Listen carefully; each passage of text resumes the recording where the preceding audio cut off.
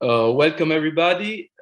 Thanks very much for attending this webinar titled The Rise of Sanctuary Cities During the European Refugee Crisis. And it's a pleasure to see many friends and colleagues that I already know, and nice to meet to the rest of you. I'm Raffaele Bazzurli. I'm a postdoctoral researcher at Queen Mary University of London and Ca' Foscari University of Venice. And I'm very happy to chair this webinar today. The webinar is hosted by the Center for European Research Next UK, a John Monnet Center of Excellence on the future of EU-UK relations that is based at the Queen Mary University of London and at the University of London in Paris. And I want to thank you, the director of the center, Sarah Wolf, as well as Rachel Humphries, Tameda Kanan, Marlos Gomez, and Agatha Piquet, who have devoted their time and efforts for organizing this webinar with me. Before starting, I have to mention that the webinar is recorded, as our plan is to share it soon on the internet and the YouTube channel of the center. We have the great pleasure to host a lineup of outstanding speakers today who have studied or contributed to build sanctuary initiatives across Europe. We have Professor Harald Bauder from Toronto Metropolitan University, Dr. Sarah Spencer from the University of Oxford, Ramon Zanauria from Barcelona City Council and the City Initiative on Migrants with Irregular Status in Europe, and Era Lorandos from Lewisham Refugee and Migrant Network.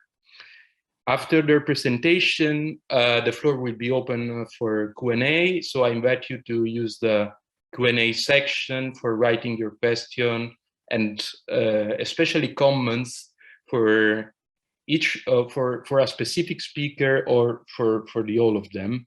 And I'm sure we will have a lively debate. And before leaving the floor to our guest speakers, I will briefly introduce our webinar. So over the past decade, as the European Union and its member states fail in sharing the responsibilities of humanitarian protection, many cities across Europe have been on the front lines of defending and expanding the rights of migrants in their jurisdictions.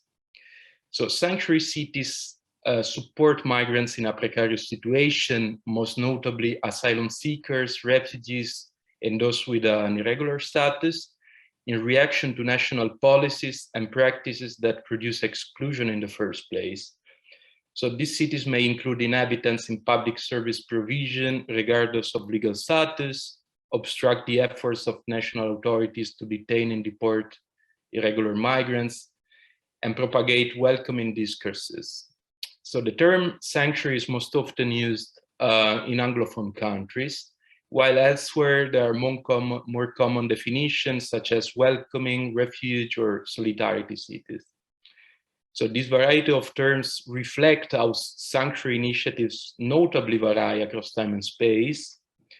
However, my opinion, and that of many others, is that the term sanctuary best describes how these cities operate in response to and offering protection from an hostile and outer environment. So what makes this policy different as compared to other local policies in support of migrants is their disruption or interference with the state monopoly over immigration and citizenship. So without further ado, I'll now leave the floor to Professor Harald Bauder, Professor of Geography at the newly renamed Toronto Metropolitan University, formerly Ryerson University. He's the director of the International Partnership Project named Urban Sanctuary, Migrant Solidarity and Hospitality in Global Perspective, which examines the urban approach toward migrant and refugee inclusion in Africa, the Americas, and Europe. Harald has also a new book titled From Sovereignty to Solidarity, Rethinking Human Migration, published by Routledge. So thanks very much for being with us today. Okay, well, thank you very much. You can see the screen, right? Yeah, it's perfect. Thank you. Okay, great. Well, thank you, Raphael, for the introduction, and also thank you very much for inviting us and organizing this event. It's great that you and your team have been doing that. It's really an important topic, and I'm delighted that we can participate and talk about this, especially with an audience like that. So I will kick off my presentation with providing an overview and an international perspective of these initiatives that are often labeled sanctuary cities, but not always, as Raphael noted in his introduction. And I'm drawing here on an open access chapter in the book that Raphael just mentioned. It's titled "From Sovereignty to Solidarity," and then also on an international partnership project that's called "Urban Sanctuary Migrant Solidarity and Hospitality in Global Perspective." So after providing this international perspective and overview, then Sarah and Ramon and Tara will zoom in on the European perspective.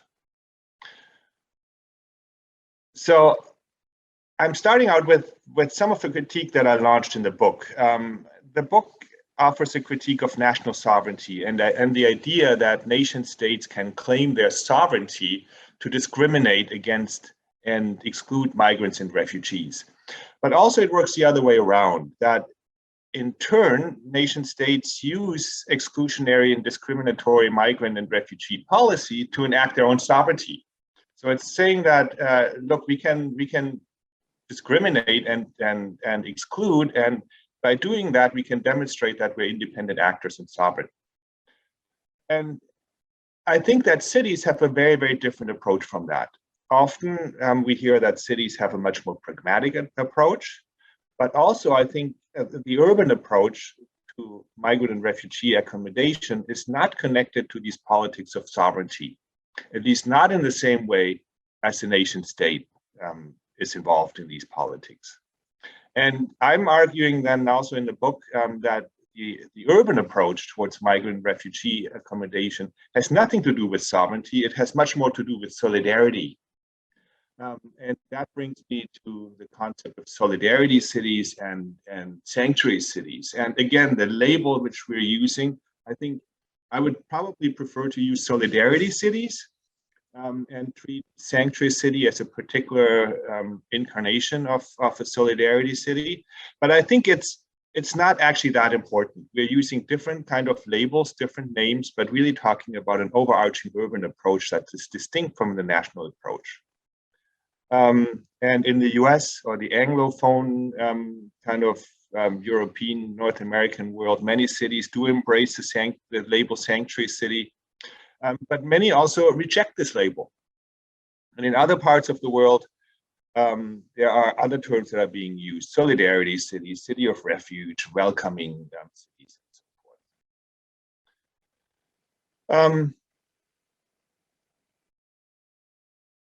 forth. Together with, no, this is the wrong slide.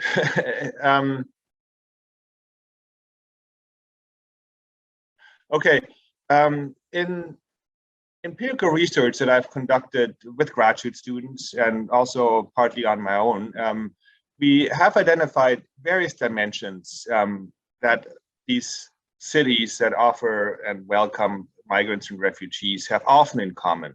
Not exclusively, but there's a tendency that we find these different dimensions or aspects. One of them is a legal aspect, referring to the affirmation by the municipal legislative body, often city council, making a very clear commitment to welcoming refugees, and especially and migrants, especially welcoming people that often the nation state does not want. So you can talk about illegalized migrants, non-status migrants, irregular, undocumented. There's also a discursive dimension in that there are local efforts at the urban scale and the local scale to rescript exclusionary national migration and refugee discourses towards narratives of local inclusion, so that migrants and refugees are entitled to rights, are entitled to services, and so forth. There's an identity aspect to it, or an identity dimension. It refers to the imagination of the city as a space of belonging, where we all belong, independent of migrants and refugees' national status, and whether they belong to the imagined nation state. And then there's a scalar dimension where municipalities and local administrations mobilize sort of the local administration, political administration, but also civil society infrastructure to support local initiatives. Also with graduate students, we have been applying these dimensions and we looked in different parts of the world, and we find that when we think in terms of these dimensions in an urban approach, we do find these kind of cities all over the world.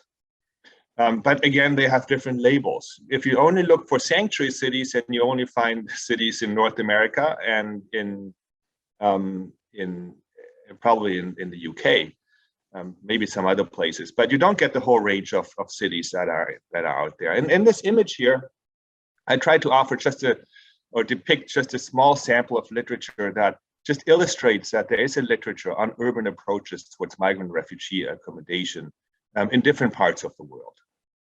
And I just want to go through some of these initiatives in different parts of the world to set the context for the subsequent debate. So in Anglo-America, in the US and Canada and the UK, the label of sanctuary cities is actually used. And there's a particular history that in the United States where this term is probably anchored the most. And that goes back to 1971, when the city of Berkeley in California offered sanctuary to soldiers resisting the Vietnam War. And then in the 1980s, San Francisco started to prohibit the use of municipal resources to assist federal immigration enforcement. So this is for when we begin the support of migrants and refugees. And then around 2007, there was a new sanctuary movement focused on illegalized migrants. So migrants who did not have status in the United States, who lived more or less permanently in the US cities, and where the urban communities could say, well, these are really members of our local urban community, and we do not want to exclude these members.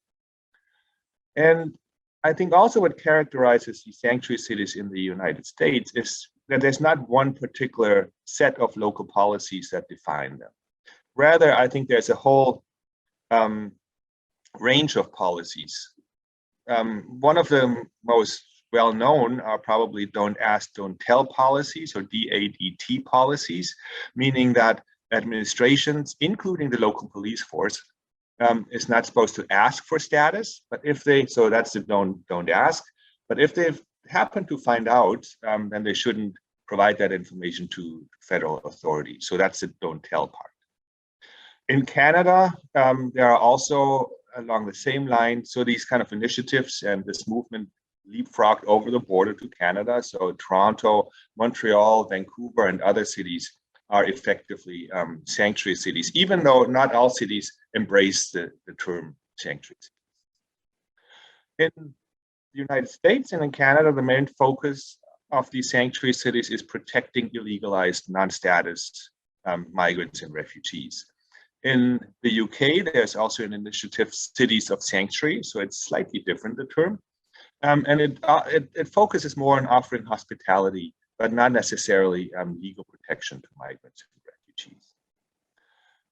Beyond that, in continental Europe, there are a large range of cities and different initiatives, depending on national context. They have much different kind of maneuvering space.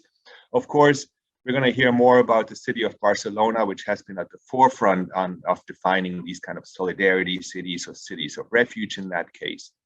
There are also, I've done some research in Germany. Berlin, for example, is embracing the solidarity city.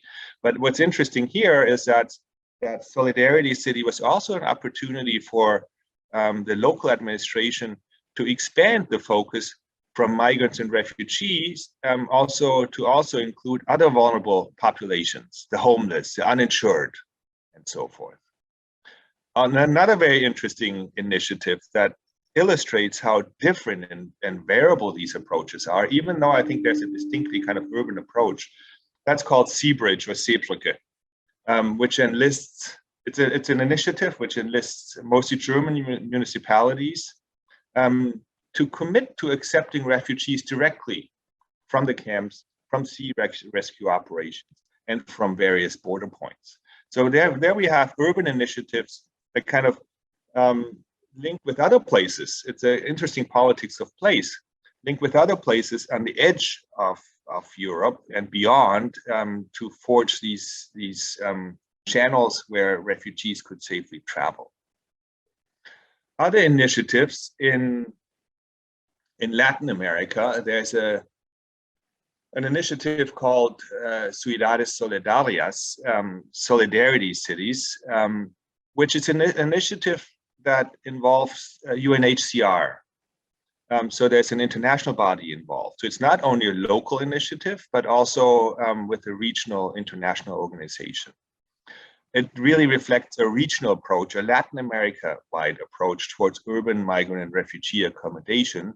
And then there are several municipalities, for example, in the region of Santiago de Chile, which have signed on to this initiative, working with UNHCR. If we look at Africa, we have a very different geopolitical situation. We have often weak nation states. We also have often weak municipalities, and Lauren Landau's research is very important in that respect. Cities are often also not the final destinations, but more transit points. So it's a different situation, not only geopolitical situation, but also municipalities and cities, urban spaces are experiencing migration movements in different ways.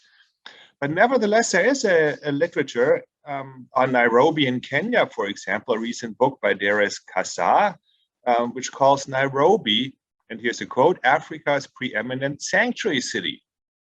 But when you read the book, you notice that, for example, the legal dimension that I mentioned earlier, where city council or the city's decision-making body, governance body, has not made a firm commitment to these kind of policies. So it's kind of like the same kind of urban approach, but maybe not all these dimensions are present. There's also literature on Johannesburg in South Africa, where civil society actors are stepping up to the plate, supporting illegalized non-status migrants. But again, the legal dimension and also maybe the identity dimension is absent. And often you can also say that Johannesburg, based on the literature, is also in many ways an anti-sanctuary city in the way that it really makes life quite difficult and hard for non-status migrants.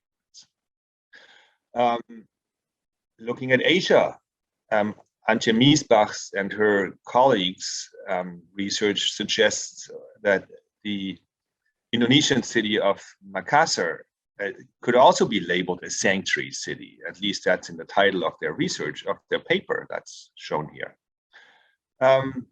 In this case, local initiatives are mostly funded by the IOM rather than local municipalities and civil society.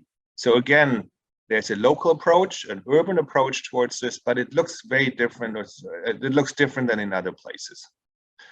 There's also, looking at the literature, Kuala Lumpur in Malaysia, where local civil society collaborates with UNHCR to provide services to illegalized migrants.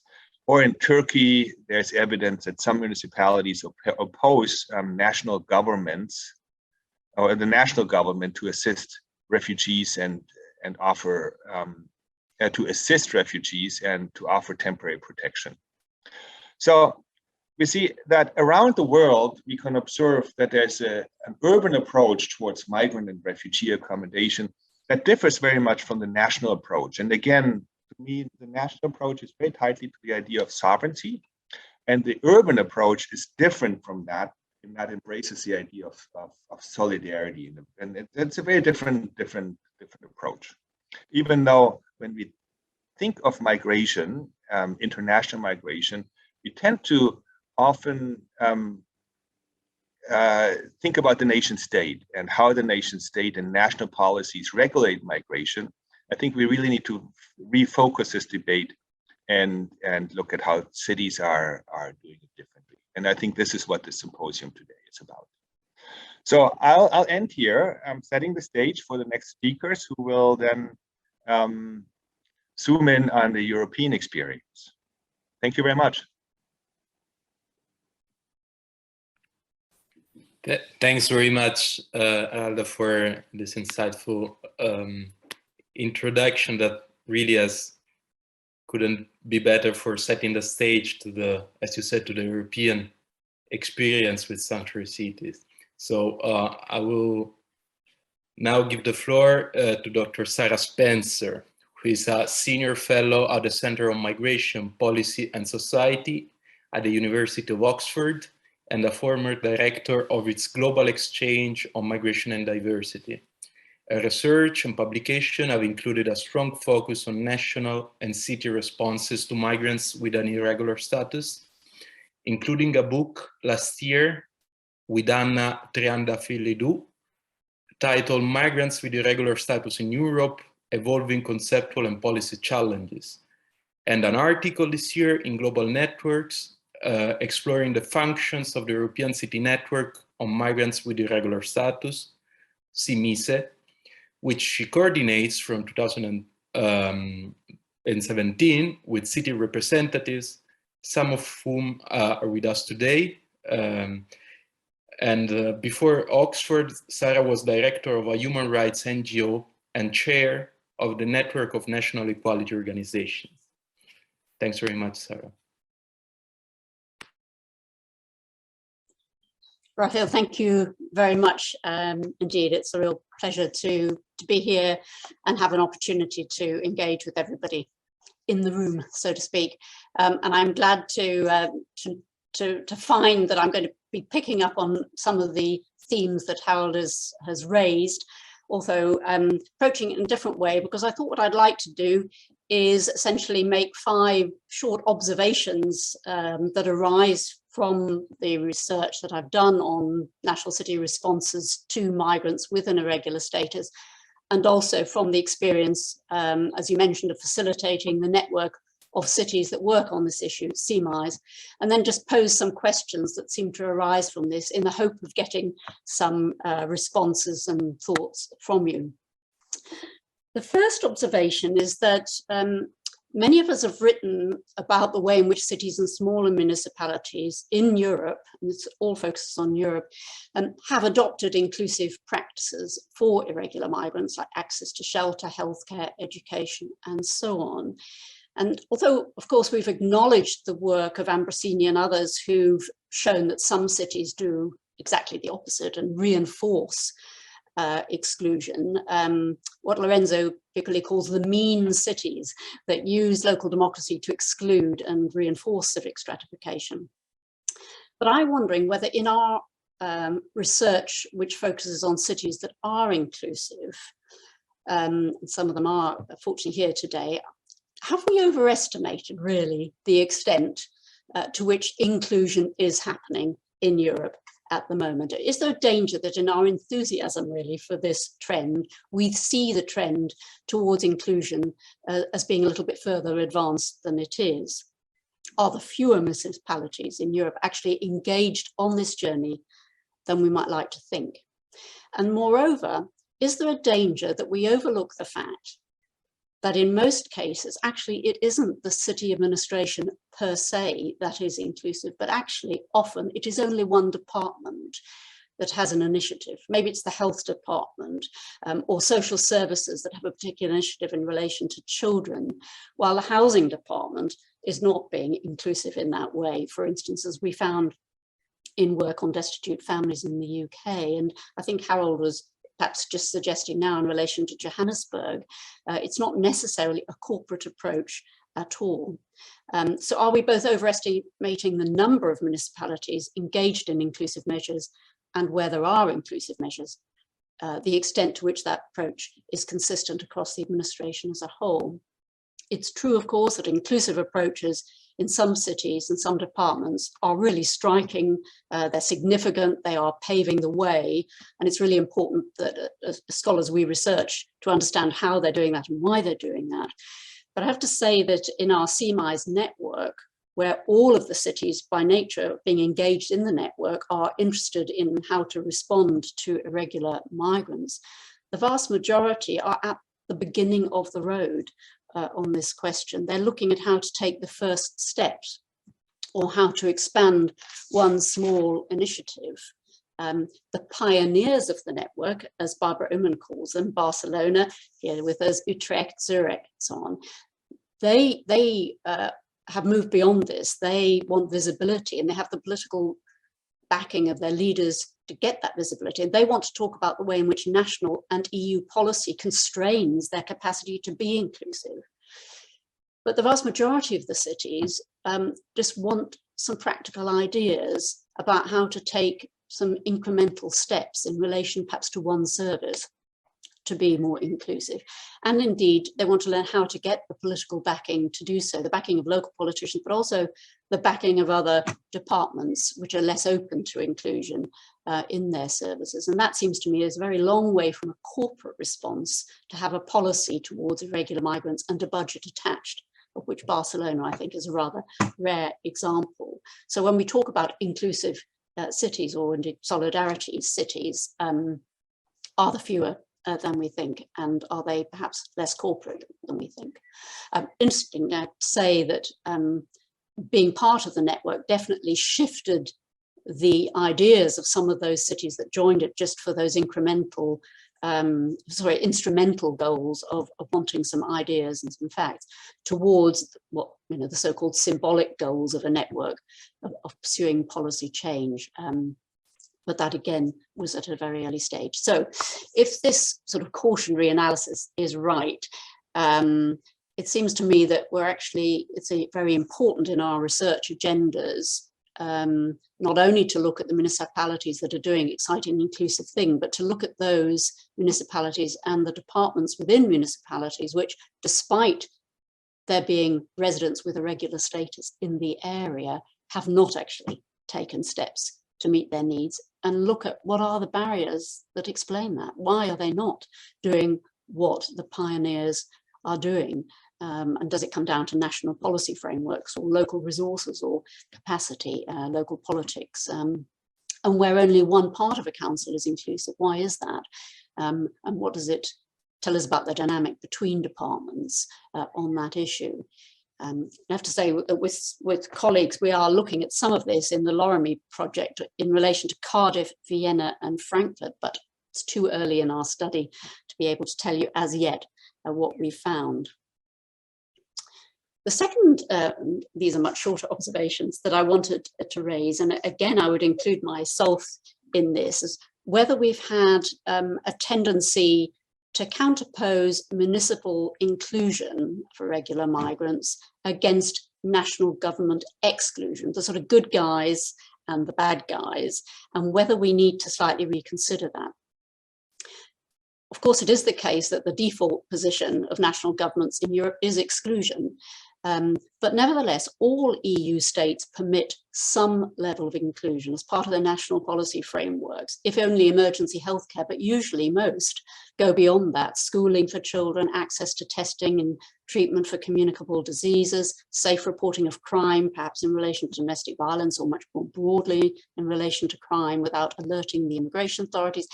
And COVID measures, access to testing and treatment, were the sort of latest example of, if you like, government flexibility on this. I don't in any way want to exaggerate inclusive measures at the national level. The default is exclusion, and the inclusive measures are not enough to avoid hardship and exploitation and so on. But it seems to me the fact that governments all have some measures of inclusion is hugely significant, because it changes the question. It changes the question for cities and indeed civil society advocates from if services should be provided, whether they should be provided, to how much. The principle of inclusion has already been conceded by governments. So the debate is then only on what grounds and how much. So negotiation by municipalities is not trying to argue the principle of inclusion, but only how much inclusion, on what circumstances, on what grounds, and to what end, and that strengthens their hand. And I think here the implication for us as researchers is that there is value to contributing not only to understanding national restrictions and their negative consequences, but also in us contributing to understanding and indeed to visibility of inclusive measures in national policy where they exist, such as mapping services that are allowed, healthcare, education, and so on, and research into the rationales that governments have given for why they've allowed that inclusion. Why have they considered it necessary, whether it's human rights grounds or more pragmatic grounds such as protection of public health. And our contributing to that visibility is also important in relation to the evidence base for dialogue at the international level. So interesting that in the current review of the 2018 Global Compact on Migration, it's going on at the moment, some national governments are reportedly wanting to pull back on their commitment, the commitment in the Global Compact that irregular migrants should have access to some services. And when the delegates from the European states are reminded by civil society that they already allow some of this access to services, they're denying it, whether for tactical reasons or because they're ignorant that their governments do allow it. And so it seems to me that research that builds understanding and visibility of what is allowed in national law and why, not exaggerating it, but just increasing our visibility and understanding of it, it also helps to strengthen the evidence base for international negotiations on this, as well as for dialogue at between the local, regional, and national tiers of government on the issue. And this brings me to my third question. If irregular migrants are to be included in services, how far should governments go? We see a lot of argument for inclusion, but I see much less analysis about to what extent, how far. Are we talking about the same rights as citizens? And if we're not talking about the same rights as citizens, why not? On what grounds should restrictions be permitted?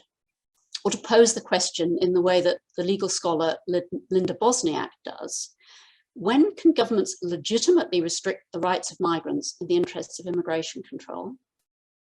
And when should the equality principle prevail? If they're not to have the same civil, political, social, economic rights as citizens and other migrants, on what grounds in relation to immigration control are restrictions on the rights justified? On what grounds is discrimination allowed? Governments, of course, are generally more willing to accept equality of civil rights, like freedom of speech, fair trial, than socioeconomic and political rights. But it's not often that we see on what grounds those rights should be restricted. Bosniak argues that we should apply an evidence-based proportionality test from human rights law, in which we take into account not only the impact of exclusion on the individual, on the one hand, but the economic, social, fiscal impacts on society on the other. So you're weighing up the impacts of exclusion and inclusion on individuals and on society. And it seems to me that in practice, when governments are required to spell out the rationale for restrictions, the debate is very much in those terms. And I'm thinking here, for instance, of a UK debate, 2012, on whether access should be provided to testing and treatment for HIV. The Home Office said, no, we can't do this because it will lead to lots of health tourism. And the Department of Health said, but we must do this because this is the only way in we can deal with the public health implications of HIV/AIDS. And on that occasion, the public health argument won and access was provided. But I would argue that it's actually quite rare for governments to feel obliged to justify restrictions. They assume that restrictions are appropriate for migrants and irregular migrants most of all. And when they do allow inclusion, they do so with low visibility. It's sort of Guradan's shadow politics of migrants' right. Let's not draw attention to what we're doing. Let's not draw attention to the precedent it sets. Hence my argument for having greater visibility. So I would just be interested in any reflections on the extent to which inclusion should go and the arguments we should use to justify it, or indeed, if we think irregular migrants should have fewer rights than citizens or other migrants, on what grounds would we justify that?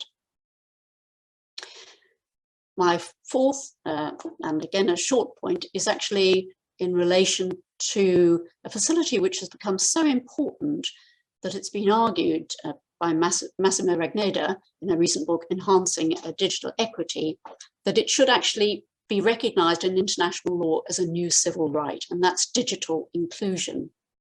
Some of us heard an interesting talk by him just a few days ago.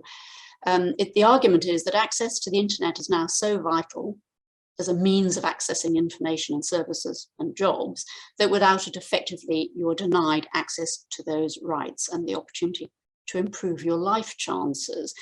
Digital exclusion obviously extends beyond migrants, but the research shows that they are disproportionately affected by it, and the lockdown, double lockdown, as Bastic and Malé Garcia have called it, when all the libraries and coffee shops and so on were shut, just exacerbated it. So they found, for instance, that Latino migrants have very little knowledge in the US of telehealth services.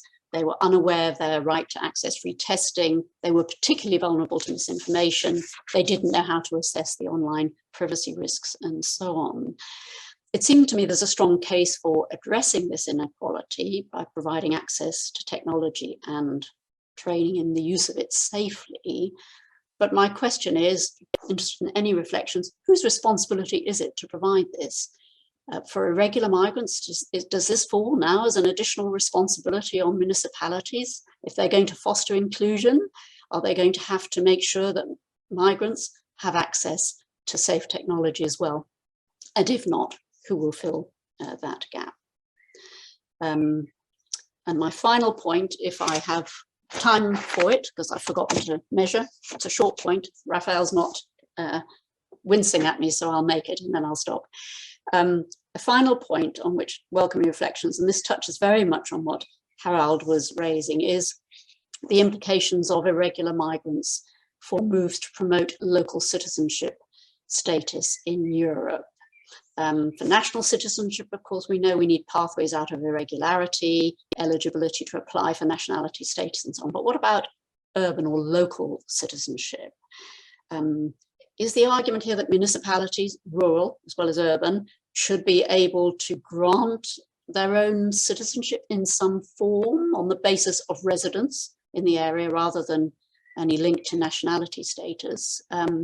Not as a substitute for nationality. I'm completely persuaded by Rainer Bollbuch's argument on this in the papers he edited, Cities versus States, 2020, but rather as a complementary status, but extended to all residents regardless of nationality or immigration status, and bringing with it entitlement to local services and democratic participation.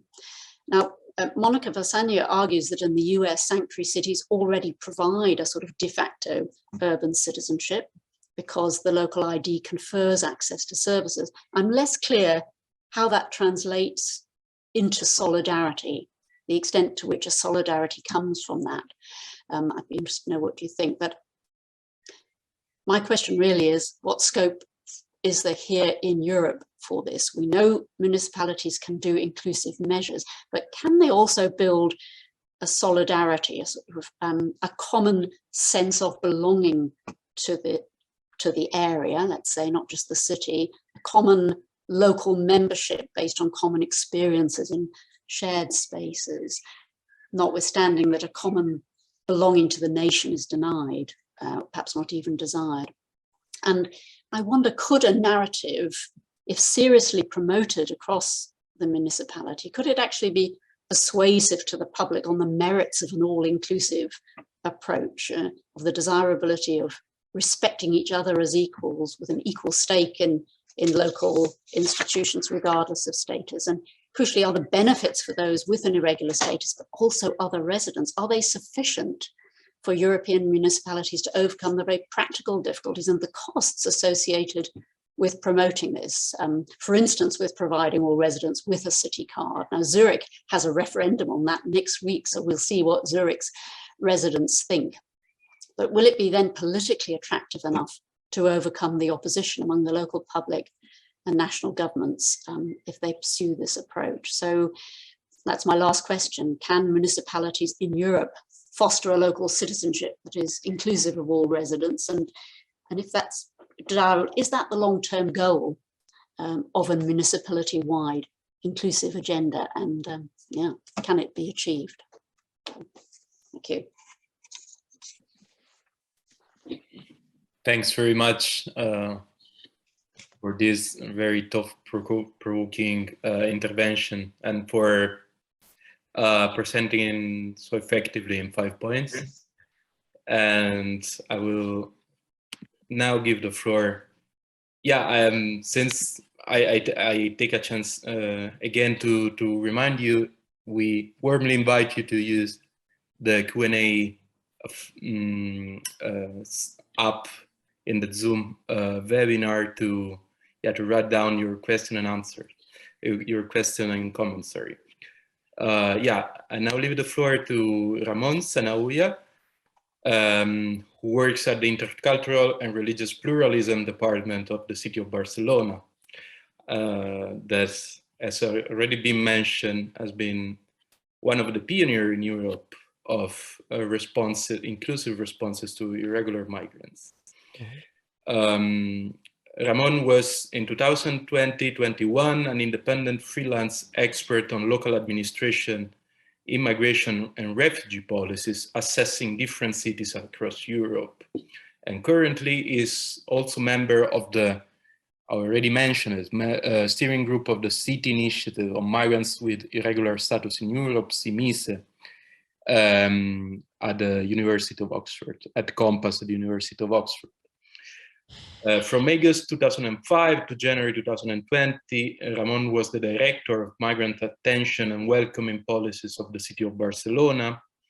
And among many programs, he was responsible of the City Initiative Barcelona Refugee City. He has been responsible of the one-stop shop for migrants and refugees of the municipality of Barcelona, SAIER, since 2011-2020. And this facility attends around 20,000 people per year. He's also been involved on behalf of the City of Barcelona in the strategic partnership of the new European urban agenda on migration and refugees led by the City of Amsterdam.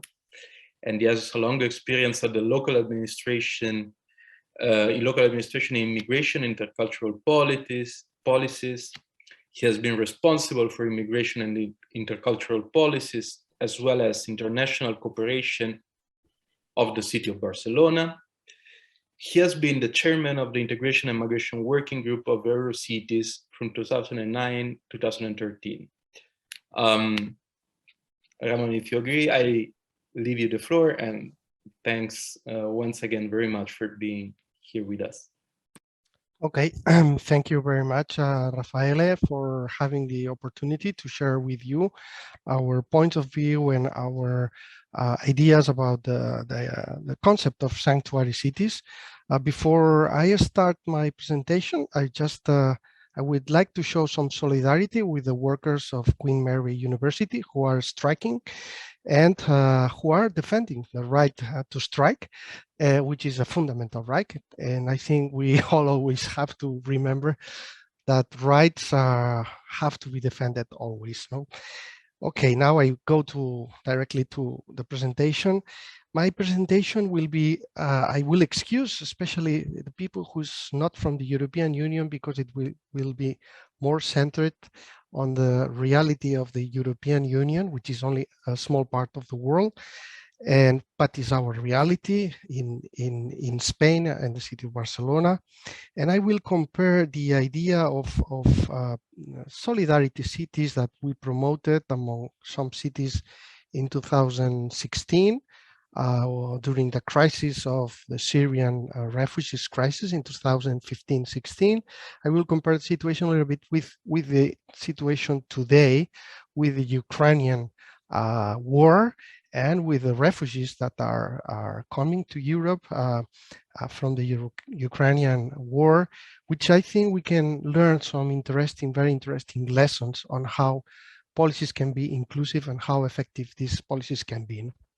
First of all, I would like to mention, as someone of you already spoke, that sanctuary cities, the word is a little bit tricky. And for the city of Barcelona, we do not use this word. We prefer other words like solidarity cities or refugee cities, ciudad refugee. That's the label that we choose in 2016.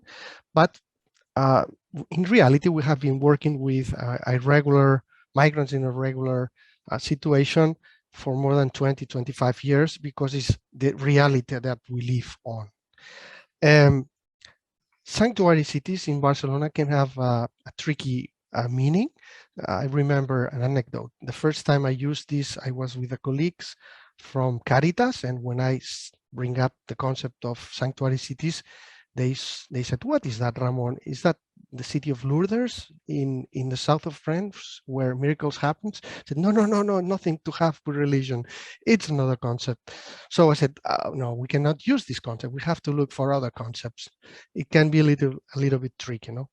I think what's important is what is behind sanctuary, refugee, solidarity.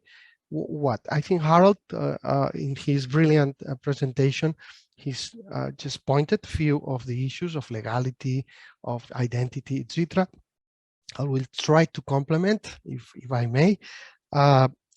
First, I would say that the concept has to include an inclusive policies to all migrants and refugees, regardless their legal status and their origin, and this is very important. Cities, they should have inclusive policies for irregular migrants, like facilitating access, for example, to services, or that enable safe reporting, for example, or etc. But also, it's important to remember that, for example, some countries now, in some cities now that are the champions of solidarity with Ukraine, they have refused it in the past to accept Muslim refugees. Okay, so we cannot do that.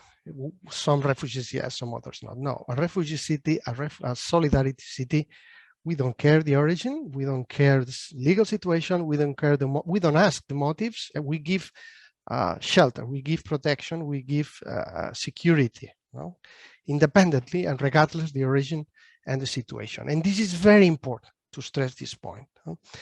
Second point of the concept of solidarity or sanctuary cities, I would say that is that cities who define themselves like this challenge the idea of the return as the only feasible solution for irregular migrants or rejected asylum seekers, which is the official position of the European Union. No? The European Union has plenty of rules that if you are a rejected asylum seeker, if you are in a regular situation or economic migrant without permit in a regular situation, the only possible solution is return. Return to the country of origin. No?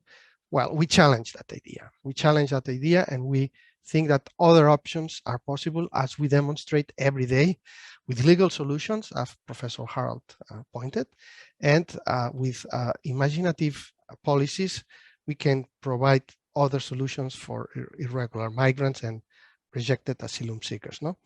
The third characteristic of the sanctuary cities, to complement, is the strong political leadership. I think it is very important to build a political discourse without fear of the extremist parties. Okay, because sometimes mayors, they have fear. Oh, if I say this, I have the opposition here, they will say that blah, blah, blah. No. We need strong leaders, strong mayors who explain why are they doing this.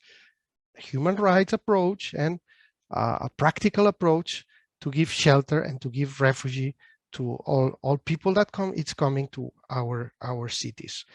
And I think this point is very, very, very important. We can add that here, participation, belonging, etc., that Mr. Harold Bowder pointed before. No? I think the circumstances in 2016 crisis with the Syrian crisis were quite different from the situation in 2022 in Ukraine. No? This is why in 2016, some cities under the umbrella of solidarity cities challenged the member states who did not even comply with the minimum number of refugees that they agreed to relocate or resettle from Greece and Italy. Remember, the European Union countries, they agreed to relocate 160,000 refugees from Greece and Italy, only 160,000. And not very few countries comply with these numbers. The most, we were quite short, and I think we were like 25% at the end of the 2 years process, 1 year process. So the cities, we were watching that disaster and we challenged that idea and we tried to make bridges or different ways to bring people from Italy, from Greece to our cities and to provide shelter.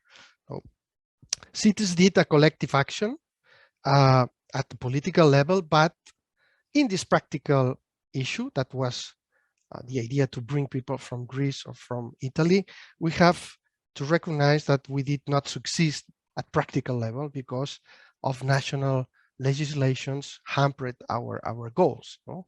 But I think at least we came out and we exposed a different possibility. No?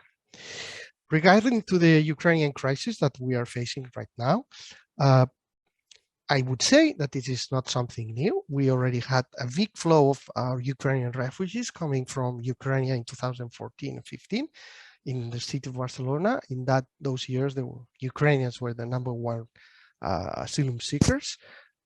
So they create a community here that now is hosting the people who is coming from Ukraine right now. No? Until February 2022, many Ukrainians in Europe were just economic migrants, a lot of them in irregular condition, especially in Poland. I know the case very well. I've had experience of the city of Gdańsk, and there were a lot of irregular migrants there from Ukraine working in Poland. And that was the situation of quite a lot of Ukrainians in the European Union. We have to remember that between 2014 and 2019, 3.5 million residence permits were issued to Ukrainians in the European Union. So that's a long community of people already living in the European Union. Nevertheless, the answers to the refugee now has been activating this temporary protection directive that grants automatic residence and work permits to Ukrainians, which is a very good thing. The same directive. Also, I want to point this very, very important issue is that this directive also suspends the Dublin Agreement. For those who are not from the European Union, the Dublin Agreement obliged all refugee seekers to stay in the country of entrance of the European Union. So the external borders countries who face flow from North Africa or from the Middle East or from Turkey, etc., like Greece, for example, or like Italy, according to this according to this Dublin regulation, they should keep all the refugees there. So that we saw that in Greece in 2015 had no sense, at all, that Greece should have there like 3 million Syrian refugees in their islands. So now this regulation is suspended, and during 3 months, Ukrainians can move all around Europe and they can apply wherever they want. They can use the railroad system for free. In most the companies, they grant a free travel, and there's no big problems with that. So the people is moving around. It's proving a good solution. I think this is very important to stress this situation of the Dublin Directive and the automatic provision of residence and working permit. That is proving that another way of hosting refugees, in this case, or migrants, is possible. Okay, and if there is political will, legal solutions are activated. Okay, they always find a legal solution if there's political will, as is the case of Ukraine. Granting refugee status and suspending Dublin Agreement is saving people a lot of pain, problems, simplifying procedures, and really all that red tape that we all know. It is also much easier for administrations, local administrations, and an NGO to intervene and provide response. And especially, we are doing it legally. Okay, in Spain, it is not the first time that happens this. I will explain a very anecdotic case, but it's the case of the Venezuelan who seek asylum in Spain, which we already had since 2017, a specific procedure for Venezuelans applying asylum seekers who automatically they grant a residence permit for humanitarian reasons, and already 120,000 Venezuelans have the residence permit in this specific way. No, the contrast is, for example, the asylum seekers from Colombia, okay, who are denied systematically their status. No, and there is a big conflict in Colombia, and here is again the political use of the human rights refugee policy of the Convention of Geneva. It's only a political decision. Once yes, and the others no. So this is a risk. This is a risk that in cities we are not comfortable with that. We don't ask which is the real motive of your refugee. If your danger is in life, no matter where you come from, no matter is the reason, you should give protection. This is what the Geneva Convention states. No, so Ukrainian crisis is also proving that keeping people in irregular situation for years is a very inefficient decision. No, that really causes pain and unnecessary situation. No, when permissions are made available, things are much more smoother, and xenophobic discourses really decrease. No, Ukrainian crisis really is proving that it's not necessary to keep the Dublin Agreement, and it is very unfair for countries with external borders in the European Union. Finally, I would say that all this is happening with great contradictions within the European Union countries. No, the political use of refugees for ideological reasons, and not because it's a human right, I would say is a big danger. No, there's double standards here. Very, very clear double standards, as I explained from the case of Venezuelan or Colombian refugees in Spain, but also here within the European Union too. And for example, at the same time that we are granting this automatic refugee status for Ukrainian refugees, which is great, and we really celebrate this decision, there are some countries who are proposing to process asylum seekers in Rwanda. Okay, and I'm not referring the UK, I'm referring the case of Denmark, okay, which was the first. The social democrats from Scandinavia are not what they used to be, okay, and we're the ones who proposed that for the first time. No, so here there's I would say that cities are open to any kind of refugees and migrants from all religion origins and any legal status. That is really, really important to remember. No? And I will finish here. I haven't spoke much concretely about the specific policies of the city of Barcelona, but I thought it was interesting to see this history between the two refugee crises, 2016-2022. Thank you. Thanks very much, Ramon. This has been very useful, you know, also to realize that it's many years now that we talk about a refugee crisis. Well, this is, of course, politically constructed, as you emphasized, and it's very important to have your view from the everyday experience of a city that is so important. And now I leave the floor to Era Lerandes for the last intervention by our guest speakers. Era is the campaigns manager at Lewisham Refugee and Migrant Network, a London-based charity working to make Lewisham and Greenwich into a borough of sanctuary. Era has over 7-year experience campaigning on migrant rights and working in communication and fundraising. Once again, I invite you to write your question and comments on the Q&A. There is already one from Licha for Dr. Spencer, and I thank Licha very much for joining us today. I'm here to talk to you about Boroughs Sanctuary, very much not from an academic perspective, but more from as a campaigning perspective. So I'm Ira. Yes, I am the fundraising, campaigns and communications manager at the Lewisham Refugee and Migrant Network. And I've been doing campaigning around Boroughs of Sanctuary now for 2 years. So I thought it'd be useful just to quickly introduce who LRMN is, our kind of role in this Borough of Sanctuary movement, what's happened in Lewisham and what our plans are going forward, and our overall sort of learnings and reflections from this work. So very briefly, LRMN is a very local charity. We've been around for a very long time, and really for a very long time we were just offering immigration and housing advice.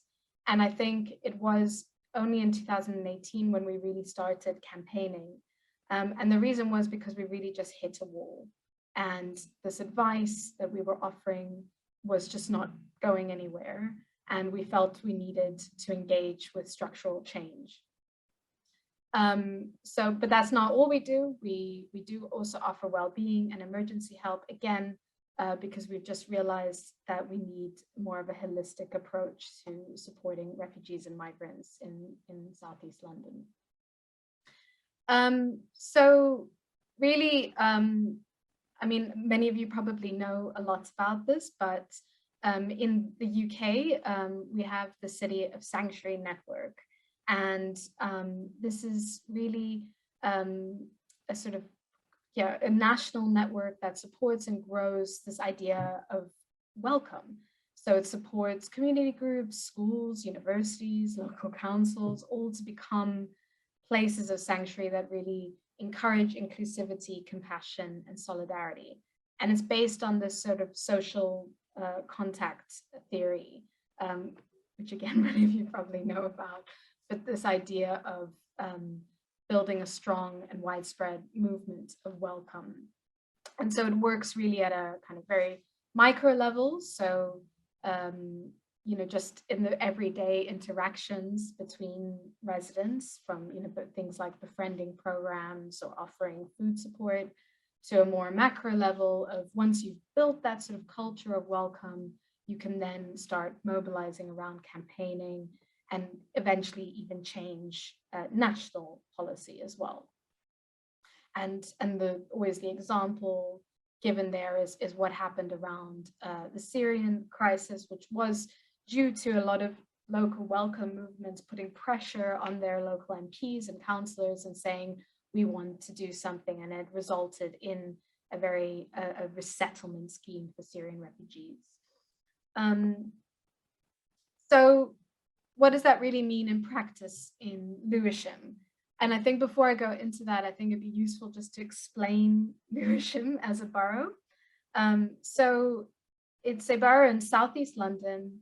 It's historically sort of involved in really the slave trade. Actually, that's quite of what it's known for. But it's also home to Goldsmiths University, and it's also home to a very long history of community organizing around race equality. And it's because I think it has the third highest population of Black Caribbean people living in England. And it's really, I think it's because of that history of community organizing that we are the first council of sanctuary in England, and that they were so open to us becoming a borough of sanctuary. It's also got a very high level of residents who are not UK nationals or not born in the UK, but it's also a very poor borough. It's amongst the 20% most deprived local authorities in England.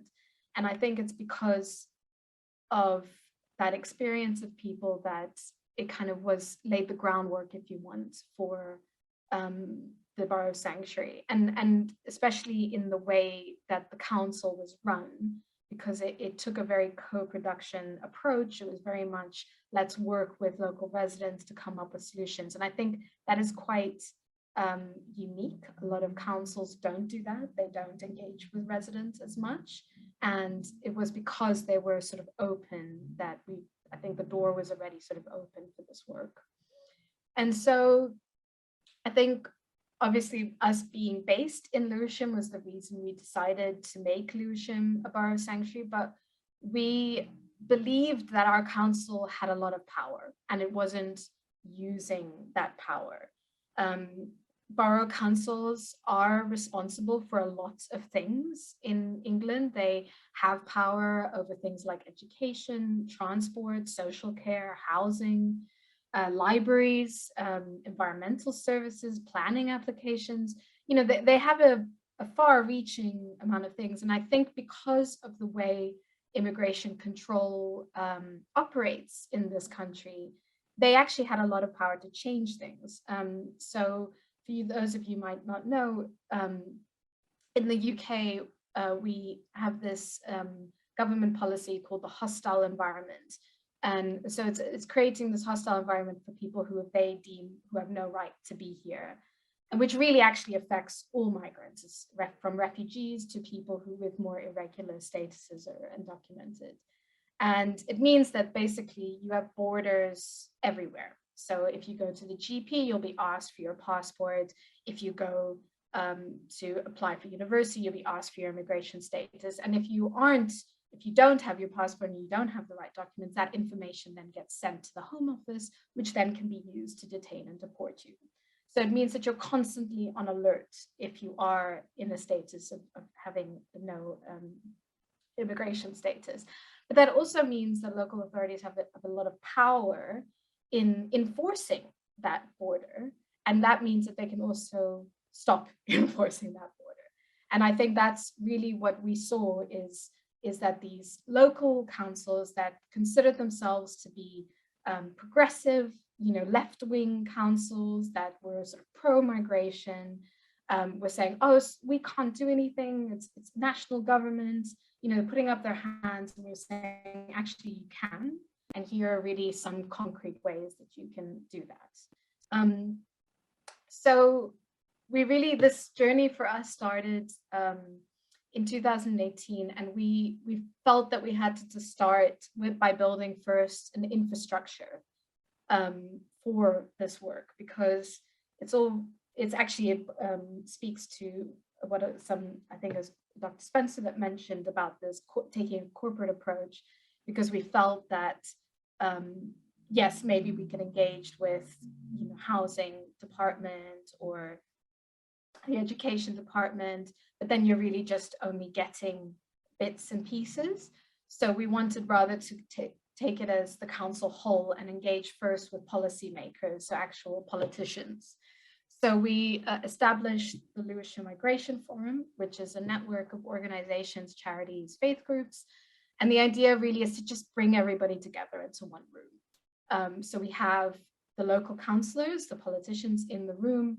We also have healthcare providers come to these meetings. We have other charities like LRMN there, people with lived experience of migration, you know, really just anybody who is interested in making change around migration.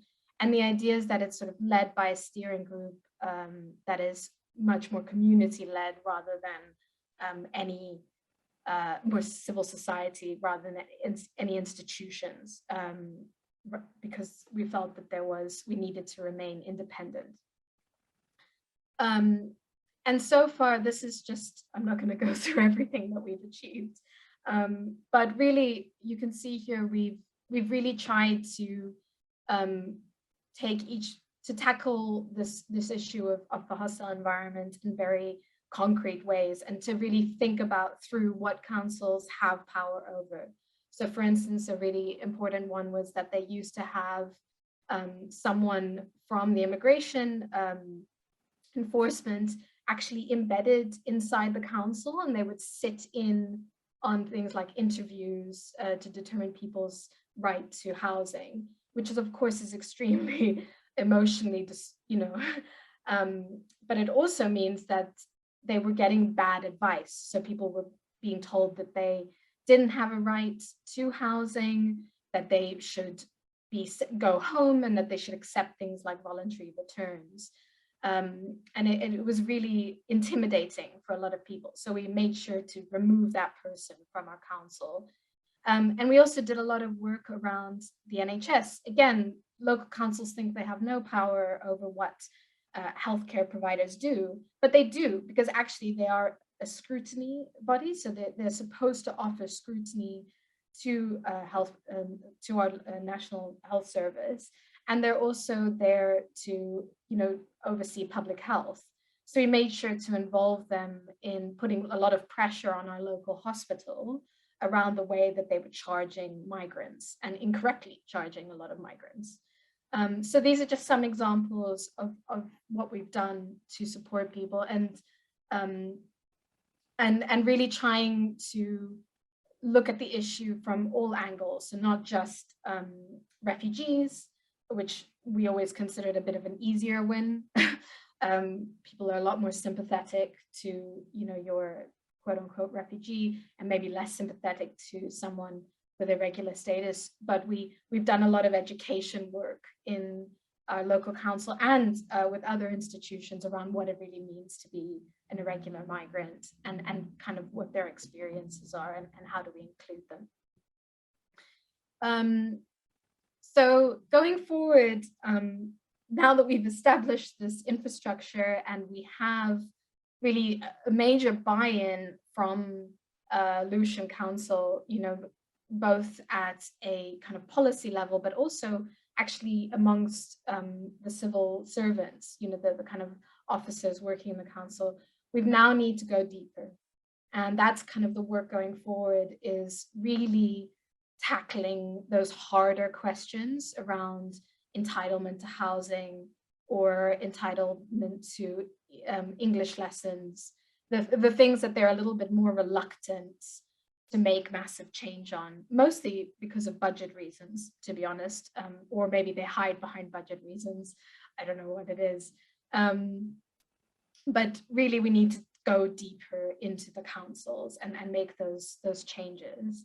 And the other thing is obviously to spread welcome. So we are engaging with conversations with Goldsmiths University, for example, to make them into a university of sanctuary, and to really and go into our schools and really spread these ideas. And hopefully by doing all of that, we'll make Lewisham into a true borough of sanctuary. We're also doing the work in Greenwich, mostly because the truth is London residents are transient. And so as much as we can do all this amazing work in Lewisham, but someone might be randomly moved to another borough in Greenwich and then won't have a lot of the privileges that they might have, and rights that they would have had in Lewisham, they would suddenly lose them. So now we're doing this work in Greenwich as well, doing the same sort of thing, setting up the infrastructure and really talking and listening to people to see what are the major issues that we need to campaign on. The thing I wanted to end on was our overall sort of learnings and reflections from doing this work. The major thing I'd say is that what might be obvious, but not so obvious in the migrant sector, is that the concept of welcome is not enough. I think this movement in Lewisham very much started with let's welcome refugees, let's welcome Syrian families. And it's been a long road of explaining not only, to people that we thought would understand, but really explaining that solidarity is needed and inclusion is needed. And that welcome only goes so far. Welcome, you can do all the work, help people come in, but if you don't actually dismantle the barriers and include people in that process, nothing will change. And that's my second point, is that a lot of this work has been done without people of lived experience of migration. It's been very much led by civil society groups, which tend to be honest, white middle-class women who have well intentions but don't have first-hand experience. And so that's a lot of the work I've been trying to do, is to include people with lived experience in the very process of becoming a place of sanctuary. And that's very much the approach that we're taking from the beginning in Greenwich. The third thing is that I think a lot of people have spoken today about municipalities, councils, but the truth is they won't change without civil society. We found that our councils, they were very good at making the statements and going into the press and making the big, show of it all. But the reality is that the nitty-gritty, the kind of the real things that they need to make change on will only come from that push from civil society. But that needs a huge amount of commitment and capacity. And the only reason we've been able to do this work is because we put time and commitment, and I've seen it failed in many other places around London as well. And the other point I'd like to make is that, this idea that although we can change our local authorities, I think it's just always having a vision of the national. How by changing things at a local level, can we change things at a national level, and constantly keeping that process. So for instance, we've done a lot of work to engage our MPs, so that they then take those concepts and what we're doing locally to the Parliament level. Because if we don't do that, then we just end up, changing a little culture here and not really impacting the kind of wider things, especially the way the powers that local government have here. It is, I say they have power, but in the end it is limited, and we do need national government to change.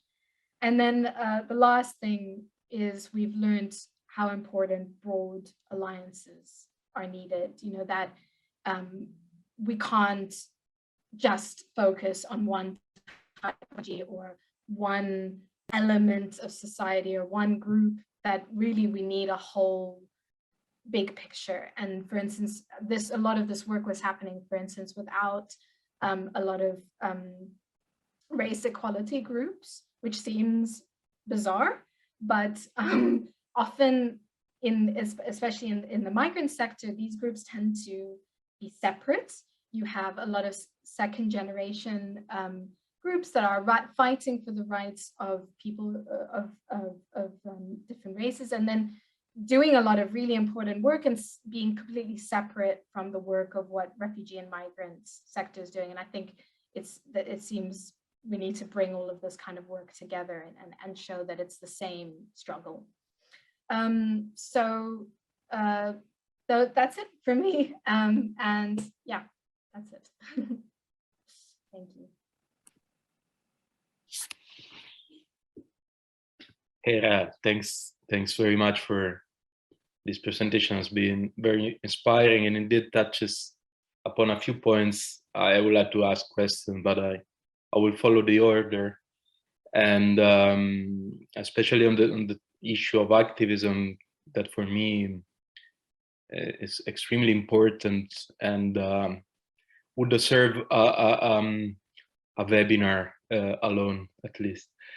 And so I would start with a question in the Q&A. Thanks to everybody, of course, but especially to those who have intervened.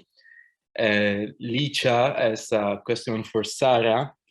I found your comment about the difference between inclusive department within city administration and corporate-wide inclusive cities very important.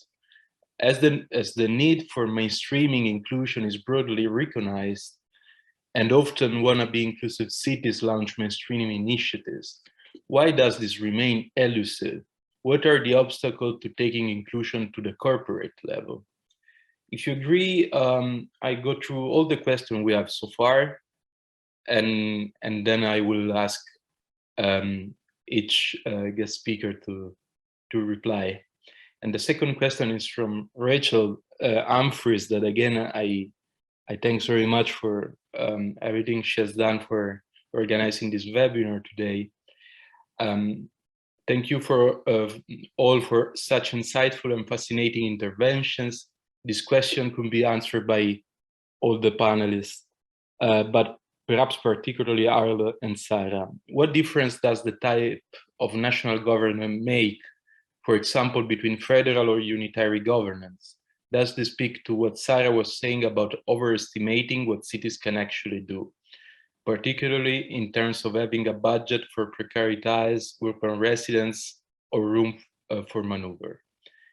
And then a question from David. Thank you, David, for being here. David Kaufman.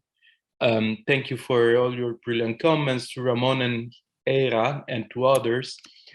As this been mentioned, Zurich is going to vote on a very large-scale rollout of an urban ID card this weekend. And yeah, I had just that David's works and live in Zurich, so it's very well informed. How you assess the potential impact of this large-scale initiative and other similar path-breaking policies, for example, in Amsterdam or Barcelona, for other cities? Can such locally developed policy be useful to argue for urban policy in support elsewhere? Next, we have a question from Rainer Baubog. Thanks again for being with us. Following up on Ramon's point about Ukrainian refugees who get temporary protection and can move freely. While I agree that this seems the optimal EU and national policy framework, it seems there is a paradoxical negative effect at the local level. In Austria, municipalities seem to be more wary to offer adequate assistance to Ukrainian refugees than they were in 2015 for Syrians. The reason is that the federal government is keeping rights to social assistance at a very low level, so that municipalities are afraid that they will have to bear the burdens alone and will attract too many refugees who can move freely and are not obliged to stay in a specific municipality if they are too generous. I was wondering whether there is a general cautionary lesson about sanctuary cities in this, where states themselves adopt more inclusive policies without providing sufficient resources. Municipalities may start to close up or compete with each other in shrinking burdens. So before moving to other questions that are in the other chat, this is Zoom making things overcomplicated. Yeah, I will add one other question from my own and then leave you the floor to speakers and move to the other question afterwards. My question is, again, I would say for Era, but actually for everybody. I think in recounting the experience of Lewisham, what really strikes me, I anticipated you via email this point, is that it seems to me that what you're doing at the borough level is challenging radically the categorization of migrants that is described in laws, and especially national laws. So distinguishing between refugees and migrants, this is your work, seems to me, that really try to disrupt this kind of categorization, also through a kind of pedagogy and educational work. So my question is the latest generation of sanctuary activism in the UK more radical of what we used to know before? And this is especially based on, for example, the work by Harald himself, but also by Jonathan Darling, that is his co-author, that the UK sanctuary movement typically was not so much about people with irregular status, but more generally crafting a welcoming discourse that is so in a less radical way as compared to other cities elsewhere. And if you, of course, this is also connected, and I suppose it might be, to a revamped, more radical kind of activism at the grassroots level. And thank you. So I maybe I would start with Sarah Spencer, that has received the first question, and then we can move.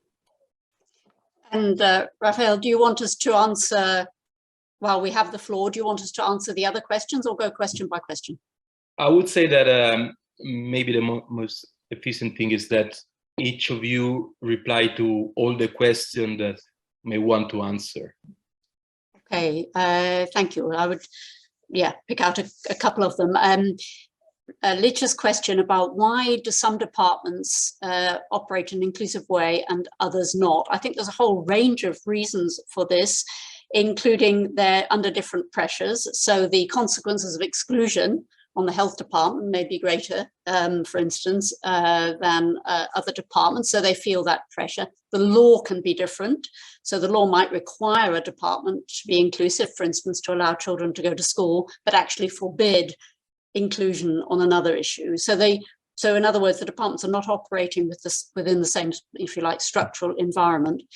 And the resource implications of allowing access to a service also differ between departments.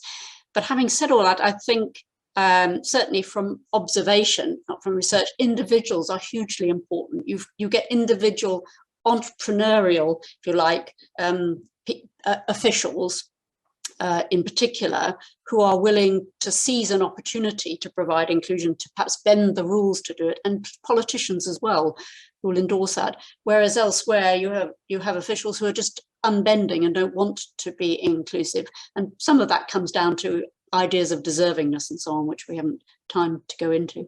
There is the question of political leadership, as Ramon said. It's rare, but if you get a corporate approach, you've actually got political leaders trying to pull all the departments together. There's a different migration history. So somewhere like Barcelona's had a long time to get it right, whereas the Scandinavian cities are just beginning.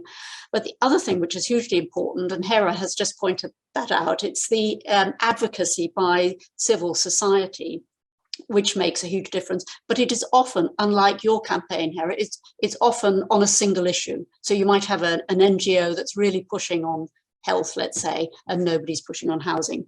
So I think there's a whole range of factors that need to be understood and explored. There's not one single answer to that really good question. To Rachel's question on whether different types of government structure are important, yes, I think it is very important. Where does power lie in the system? But I wouldn't say it was so much just a federal or a unitary difference. So for instance, the Netherlands, which is in theory a unitary state, the cities are hugely powerful, and when the big five get together, they can be really successful in negotiations, as they did in, for instance, getting the government to pay for the shelters which they're providing for irregular migrants. On the other hand, you've got a unitary state, well, effectively a state is Sweden, where power is concentrated very much in the central government, and municipalities have very little room for maneuver, but it's quite a consultative state.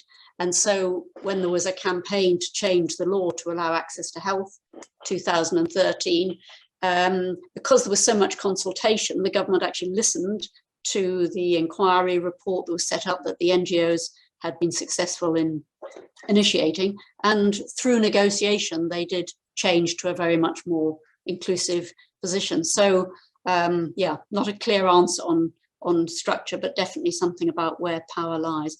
And just a very short answer to Rainer's point about the importance of government resources. I think that is absolutely right. And just thinking of a UK example where the law requires municipalities to provide shelter and some resources to children and families who are destitute or in need. The government provides no resources to do that. So on the one hand, they've got a statutory duty. On the other hand, they get no resources to do it.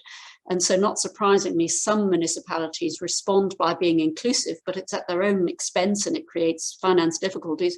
And others do everything to try to minimize their responsibility under that requirement. So yeah, I think it's an important point that Rainer made. Okay, thanks very much. Who wants to take the floor?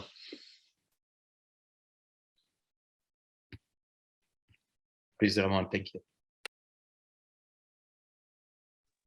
Okay, I will try to answer the direct question from David Kaufman about the ID card and the referendum that is going to take place in Zurich, and if this would influence other cities in such an initiative. Well, I must explain that we, the city of Barcelona, studied the ID card in 2015-16, if it was feasible for the city to well, put in practice this initiative, which is proven very interesting in New York or New Haven in the US, and it had a very important impact all over. And we, first of all, we at the end we made the decision not to implement this policy because several reasons. The first one was because the legal framework of the city of Barcelona is quite different from the reality of the cities in the United States. We have an alternative policy, which is the active registering, the local register known as Padrón. For those who are not familiar with it, this is a local register with local sovereignty of the local municipalities in Spain. And this local register, migrants with irregular status can be registered. And once they are registered, maybe they are in a regular status, they don't have a residence permit at national level, but they are registered in the city, and they have the legal status of being a neighbor. Okay, it's a vicinity, no, a neighbor status. No, they become neighbors. As neighbors, they have rights, the rights of access local services provided by the municipality. So our policy is to include and to foster irregular migrants to register as soon as possible in the local register, and we have a very open policy on that. And we have many people. So this was one reason, that somehow some of the benefits of the ID card, they were already solved by the Padrón or the local register. The other reason was the cost of the measure, which is extremely expensive, because one of the conditions that we were thinking is that this ID card should be for all the citizens of Barcelona, not only for irregulars. All the citizens should have the right to have this ID local card, and if you want to do something which is an ID with some safety provision, it's quite expensive. And well, we are not as rich as the city of Zurich, which is a very rich municipality, and they have the possibility to have extra budget. And so finally, we reject the idea of the ID card. And in Zurich, actually, what they are voting is the budget. They are asking for the budget to implement the measure. Okay, so that is what the question that is going to be made in Zurich, no? And I'm sure that if finally if it's approved, then I hope it is approved, because it will be really a step forward for the city of Zurich, and we will have, and I'm very sure that they will do a very good job, and they will provide a very good policy for everybody there. We will see the effects, no? And we will see if this is contaminated to other cities in Europe. But I am a little bit skeptical, no? Because the legal situation of the context of the cities in Europe are different from the US, where this initiative started. No, this is about the Zurich experience. Very shortly for Rainer from Austria. Yes, I think it is very tricky that maybe municipalities are competing in less services and to not attract refugees. I think this is not a very good situation. But I think here municipalities should ask for the state of Austria to provide finance for them, because the European Union is going to fund the states. And this year, a lot of the funding, for example, AMIF funding, is suppressed, and all the money from AMIF is going to go to the ministries in every state for supporting the policies for inclusion of refugees in the European Union. So I hope they manage and they fund the municipalities who are having more refugees. No, in the case of Spain is different because the provision and of housing of the refugees is directly managed by the state through NGOs who are financed directly from the state. No, so every country is different, but I would say that this crisis is I'm observing more collaboration with the multi-level governance,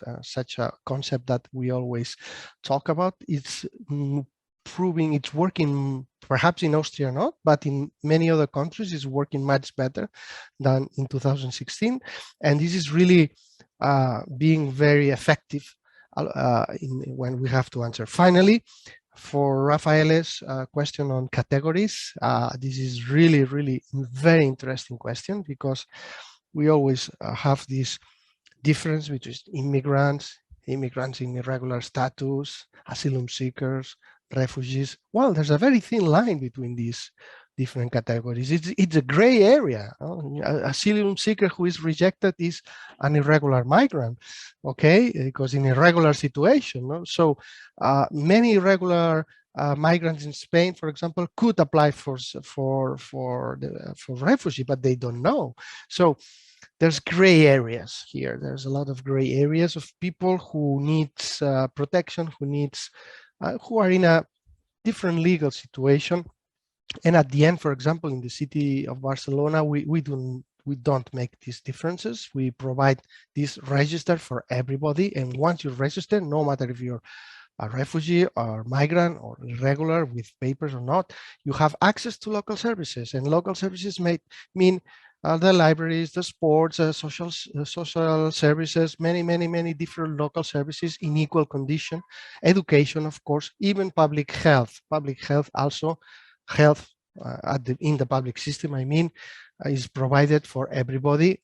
And the system who provides the service of health to people don't know if the person has papers or not has papers. They know only that he is registered or she is registered. And once the person is registered, a card is issued and they have the right access to health. No?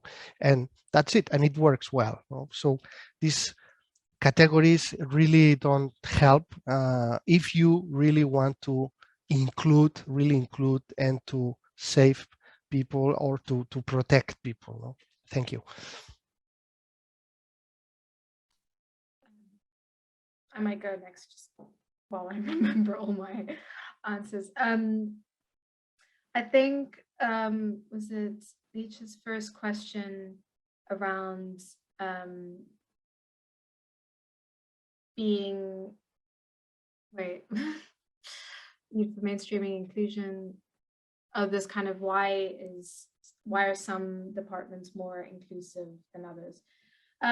Yeah, I think Sarah answered that really well. I think just to add that I think sometimes it's also about culture in the sense that how are they interacting with the outside world? And I think, you know, for instance, we find the more cultural sector, you know, of Lewisham Council to be much more open and versed on kind of migration matters, and they'll be much more interested in doing this, where maybe social services, which is an overworked department that is just dealing day to day with people in crisis, might not be able to put their head above water and see the bigger picture. So it's I think that's something. The question on ID cards is really interesting. I think if something like that was put in place in somewhere like Lewisham, I think in the end it would become performative. I don't think the way it would realistically affect people, because we find the biggest issue is communication, and a lot of our migrant communities aren't being communicated with. They don't often know about what rights they have or how to claim those rights. So if something like an ID card came into place, I'm not sure Lewisham Council would put the resources needed to actually effectively tell people that this exists and that they can claim their rights, and that they can do all these things, because people who with irregular statuses live very much outside of society in many ways. And unless you're linked in properly into like diaspora networks and certain areas, that information is just not going to be seeped down, you know, and I don't think people would know. And I think if something like that happened, it would end up being a statement rather than a reality. But that's just my initial feeling. The question around having the resources to be inclusive is also really interesting. I think I often find, maybe because I'm tired and I'm a campaigner, that I'm tired of hearing that answer, oh, we've got no budgets, we don't have any budgets, you know. But I think the truth is it's often around imagination and commitment. And if you have the imagination and you're committed to putting resources, you will. And it's about priorities. Often, and for instance, like in Lewisham Council, we know their budget's getting cut in half. And immediately Lewisham Council came to us and said, look, our budget is being cut in half, but will you be part of a process of thinking, how can we prioritize the money that we do have? So do you see what I mean? It's something about attitudes and commitment to the cause. And yeah, I thought Raphael's comment on is the sanctuary movement in the UK becoming more radical? It's difficult to say. I think it's changing. I don't think it's the movement it was even 5 years ago. I think it has changed. And there's definitely, even if you look at City of Sanctuary from where it started to where it is now, it has changed a lot. It's a much more inclusive movement. And it's really thinking through these concepts of categorization. I think it's been forced to change because of the way, especially the way that it's interacting in cities. I think if you think about it, somewhere like London, we have the most undocumented migrants in London. So in a way, our movement in Lewisham had to be more radical, because if we weren't radical, we wouldn't be including most of the migrants that actually live here. We have a very few asylum seekers. I think it's literally 35 people in a borough of 300 million. And we've got, also quite a few refugees. Most people are either with irregular status or with some sort of temporary status that leaves them excluded from the benefit system. So it had to be more radical. So yeah, I think, and that's why, for instance, we keep encouraging local councils to use the word sanctuary seekers, just to reframe the way that they think about migrants, to think that everybody might be seeking some sort of sanctuary and that they shouldn't be labeled according to their legal term, legal status. So that's something we've been pushing quite hard, again, as part of our education piece that we're doing. But whether the actual movement across the UK has become, I would say it's still got a long way to go, especially even if we see the reactions to the Ukraine crisis. I think it's still very much in the categorization. I think it's not a coincidence that we had this very specific, very good response to the Ukraine crisis, because they were seen as deserving migrants, deserving refugees. And we have this very specific system for Syrians, very specific system for Afghans.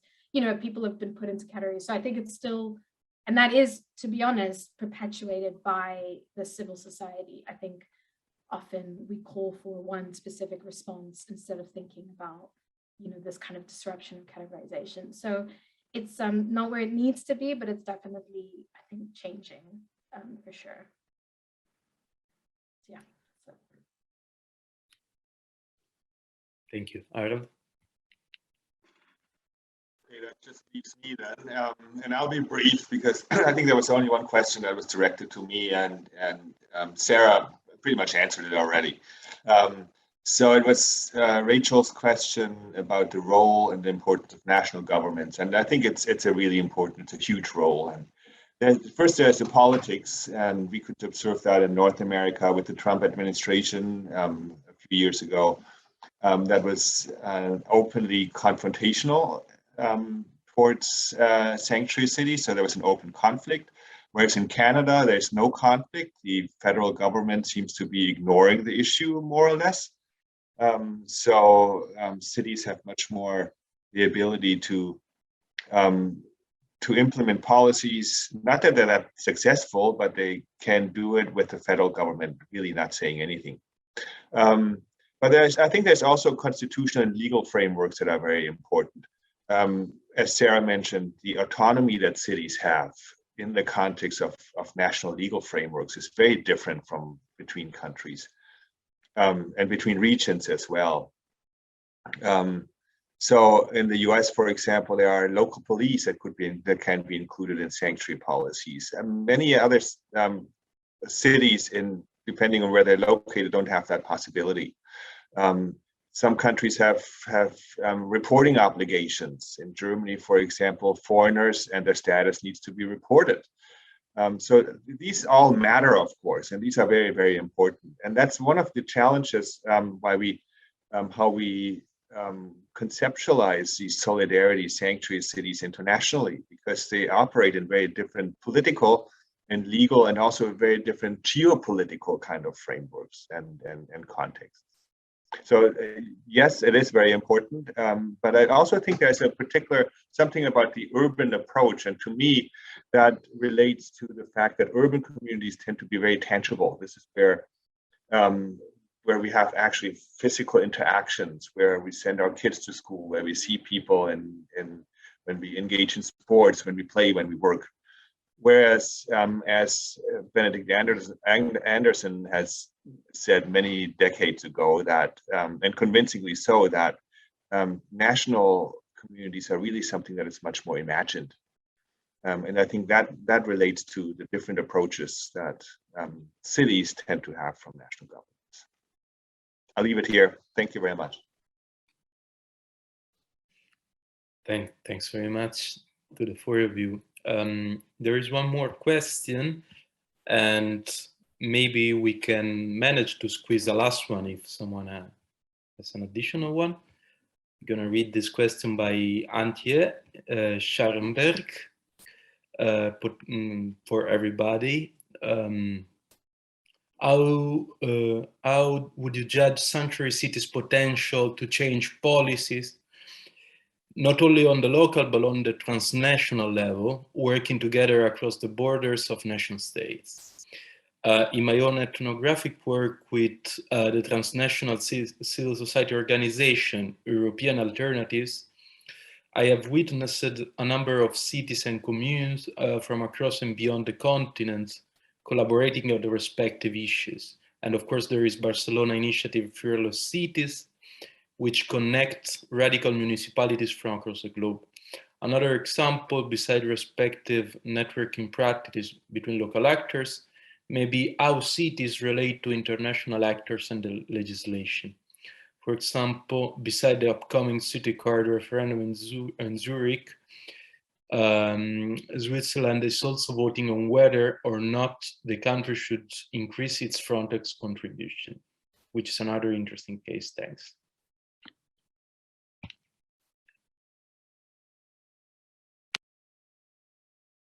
Yeah, any of you want to comment or react? Just briefly, I do worry sometimes, but this is more of a personal reflection, that as we create places of sanctuary, we then allow national governments to carry on being, because we create these wonderful examples of how things could be different, but then we're putting all that energy into local work rather than changing things nationally. And then that is more of a personal fear that I have as well. Can I come in on that point, perhaps? I mean, one level, of course, you're absolutely right. And and so much of the municipal energy goes into actually just trying to deal with things at the local level, that there isn't always a focus on trying to change things nationally. But where there is that focus, there are some great examples where change has happened. And just to mention one in the Netherlands, where Amsterdam's policy on safe reporting became national policy. It was a great example of sort of bottom-up demonstrating the value of something and then being accepted at the national level.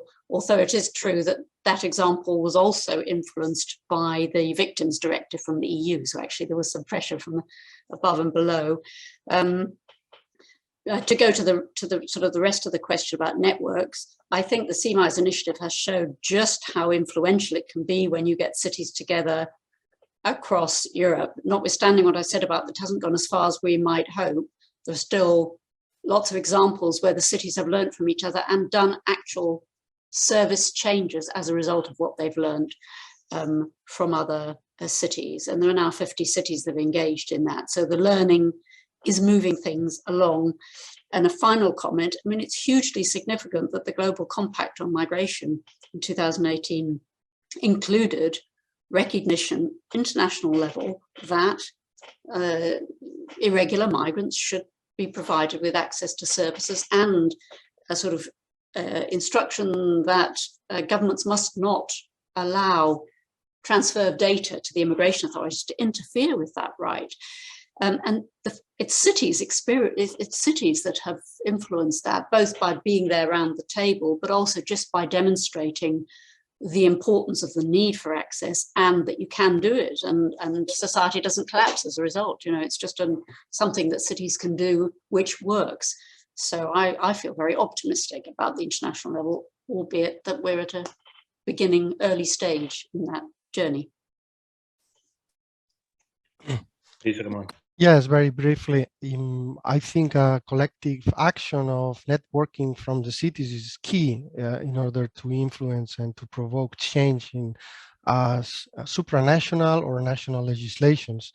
There are some networks like Eurocities, or even, for example, CMIS, no, as Sarah just pointed, that try to influence different levels of administration to change their positions, just by, for example, bringing up the evidence of why it's important to provide services for many reasons to irregular migrants, with academic knowledge of Oxford behind. I mean, this really helps people at least to listen to your reasons, no, which makes a lot of change, no. But nevertheless, for example, in the case of CMIS, when we wanted to go a little bit more political, some cities had cold feet, and well, we went until where we could, no.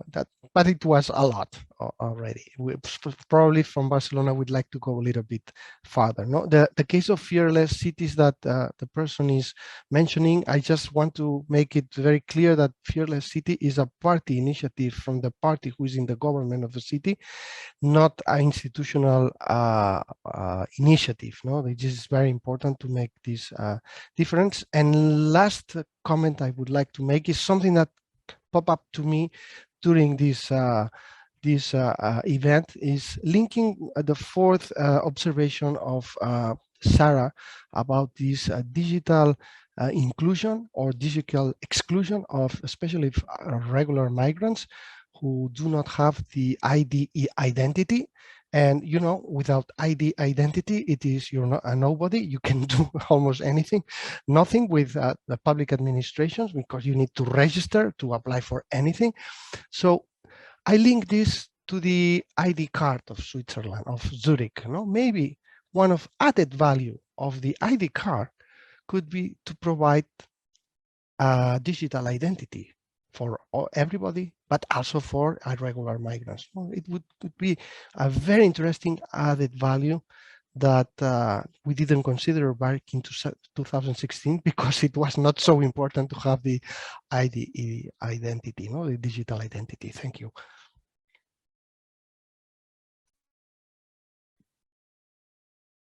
Thank you, Ramon. Any other reaction from Ira or Harald? Otherwise, Okay. Well, it's almost, 1 minute after 6 p.m. sharp here in the UK. Thanks very much, everybody, for participating. I'm personally very happy for this discussion, and I find also very important to engage in a dialogue from both academia and practitioner, policymakers, activists. This should happen more often, I think. And okay, so have a nice evening, everybody. Thanks very much for attending.